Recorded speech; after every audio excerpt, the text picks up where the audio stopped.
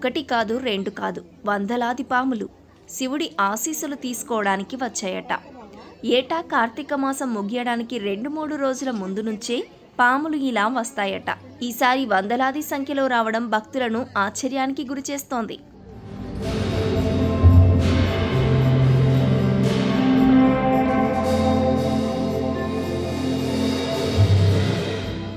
కృష్ణా జిల్లా నాగాయలంకలో పురాతన రామలింగేశ్వర స్వామి ఆలయం కృష్ణానది ఒడ్డున ఉంది.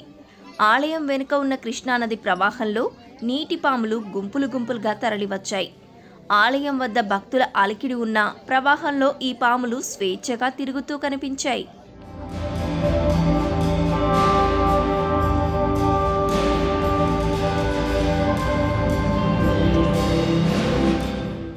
ఇదంతా శివయ్య మహిమేనని భక్తులు చెబుతున్నారు. ఏటా కార్తీక మాసంలో శివయ్యను దర్శించుకోవడానికి ఈ పాములు వస్తాయని చెబుతున్నారు. ఈ దృశ్యాలను చూసేందుకు చుట్టుపక్కల గ్రామాల ప్రజలు ఆలయానికి తరలి వస్తున్నారు.